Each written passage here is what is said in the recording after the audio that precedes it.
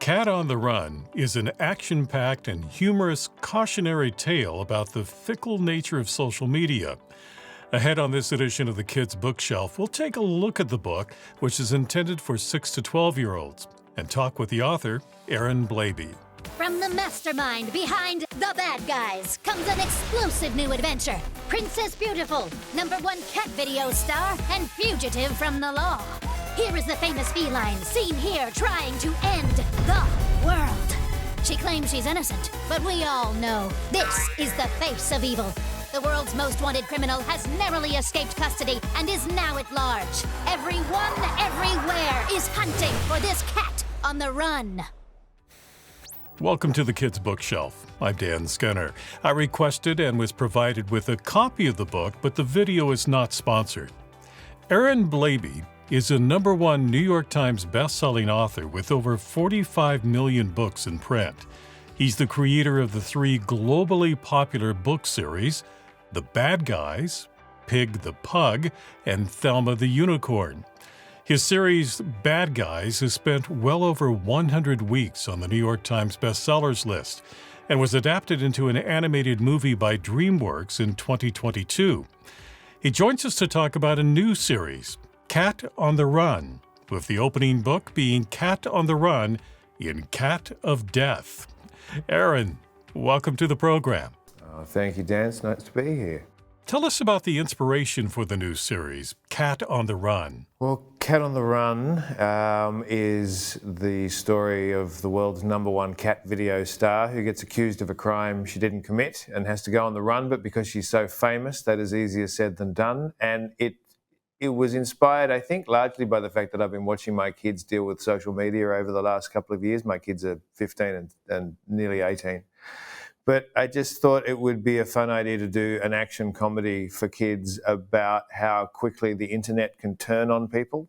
and it just felt like a very rich territory to have some fun with and make some sort of wry observations of how the world is sort of traveling at the moment. And I also had been wanting to do an action series with a female central character for a long time. There's some very cool female characters in The Bad Guys, but this one I wanted to make very specifically about a girl, so albeit a cat.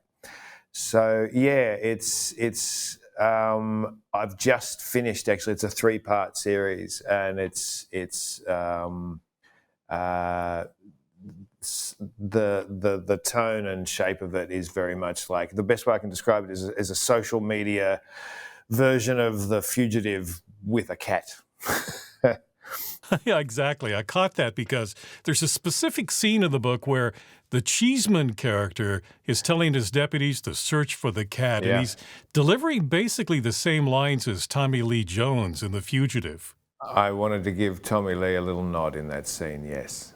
And it's also sort of an homage to just about every action film we've ever seen, with car crashes, explosions, etc.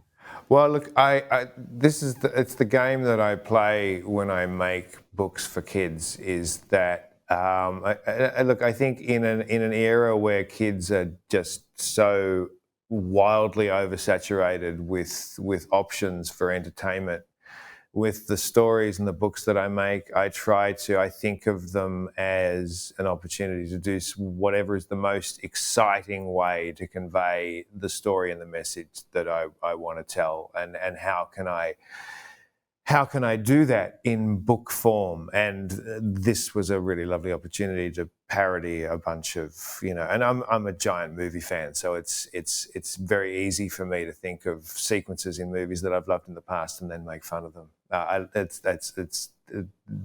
makes it a really delightful experience for me when I'm putting one of these stories together. For what age would you recommend this book?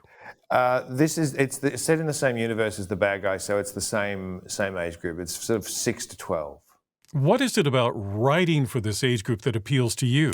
It's a good question. It began because my youngest son, who is now 15, but when he was 6, he was dramatically losing interest in reading because of being sent home consistently with very, very boring books from the school library.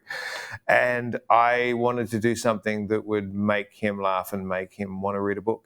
And that's what triggered it. And it just worked. But it's an interesting question because as my kids are getting older and I have created a number of series now, I suspect it won't be too long before I turn my attention to other areas now, because I feel like this is something that was done very specifically because of a specific kid. And happily, what I did to entertain him went on and entertained an awful lot of other kids. But it was always very specific. Aaron, as you know, a lot of authors, when they write books, need to work with an illustrator, and they often work separately from each other with an editor as a go-between. But since you fill the role of both author and illustrator, do you think that gives you a creative advantage? Look, I think and I should begin this answer by saying that there's been many times that I would like to have had somebody else do the illustrations for me. I'm a very limited illustrator, I think. I think part of the charm of the books perhaps is because of that. I have a reasonably eccentric illustration style, but in a funny way, I don't even think of myself as an illustrator. The illustrations are merely a means to an end. I have the story in my head, and I suppose the advantage that I have is the story that I can see in my head, I can convey it I can approximate the pictures in my head the most easily by being able to do it myself. If I was able to convey it and explain it more clearly to somebody else, I probably would have got them to do it. But I think if I'd done that, maybe they wouldn't have found the success that they have. Stay tuned. My discussion with Aaron Blabey about Cat on the Run continues in just a moment. Now, if you're interested in the book, I've put a link to it in the description below. And if you'd like to see more videos about children's books and their authors, please take a moment to like, subscribe, and click on the bell so that you know about future episodes. And thank you.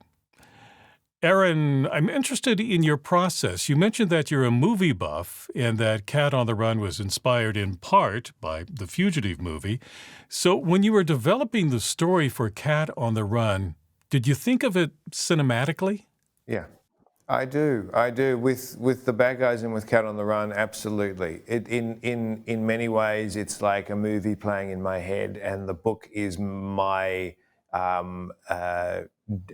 notation of the film that is playing in my mind. Yes. Okay, that makes sense. As I was looking at the book, Cat on the Run, I thought in some ways it looked like a storyboard for a movie. Yeah, absolutely. And interestingly, with Cat on the Run specifically, the Cat on the Run began its life as a movie and is currently in development as a film. It's just the books have ended up coming out first. But I pitched it as a movie, and then the studio that ended up that are producing it said, would you ever think about doing a book version of this? And I thought about it for a second and went, actually, that's a really great idea. And yes, it just lent itself very easily. But the bad guys, absolutely. And look, the thing with the bad guys is that I started that before I'd had any success at all. My previous books had never really sold. So the idea of it turning into a film was like science fiction. That was like inconceivable. But the fact that I did it in a way that lent itself to being adapted into a movie was just the fact that I love movies so much, and I thought, is it possible to do something as exciting or entertaining as a film for kids in the confines of a book?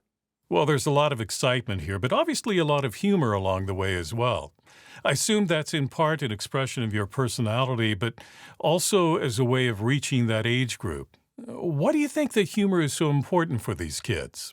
Look, it's something that it's so baked into my work that I find it hard to even separate it out. It's something that is absolutely just my personality, but it is also, it's the way I communicate with my kids. I think it's that as well, and it always still is.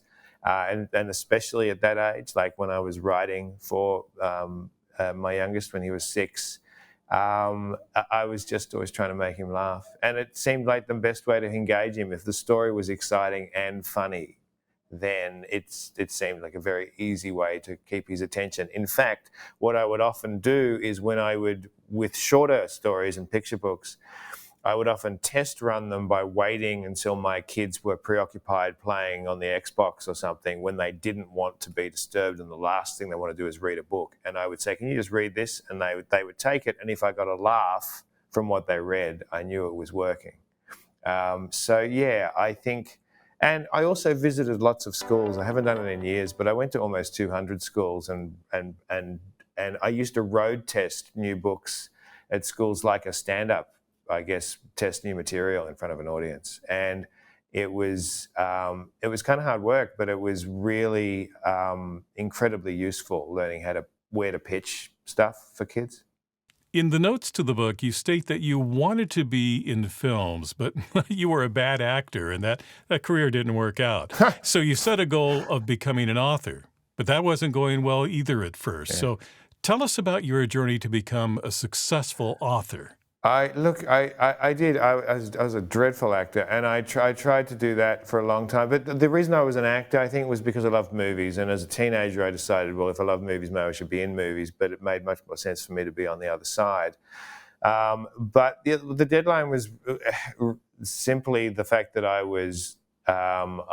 turned 40. I had 2 little kids, and my books had not sold to that point. And I thought, this is my last shot, really. And it sounds like a made-up story, but it's not. In a single day, I went for a walk and invented The Bad Guys, Pig the Pug, and Thelma the Unicorn, my 3 most popular series. They just all popped out of the universe one day out of pure desperation, I think. It was just, I knew this was it. I knew if it didn't work out, I was going to have to find something else to do. And they all just tumbled out. And then Cat on the Run is like feels like a very satisfying final piece of that puzzle. She's, like I said, she fits into the same world and same universe as The Bad Guys, but it's also just thematically another territory that I wanted to cover before I wrapped it up. This new series is Cat on the Run. The first edition is Cat on the Run in Cat of Death by Aaron Blabey. Aaron, thank you very much for talking with me today. Thank you, Dan. Thanks for talking to me. If you'd like to get a copy of Cat on the Run, I've placed a link for you in the description below. Thank you for watching this edition of the Kids Bookshelf, and if you'd like to see more videos about children's books and their authors, be sure to like, subscribe, and click on the bell to be notified about future programs. I'm Dan Skinner. Until next time, keep sharing the gift of reading.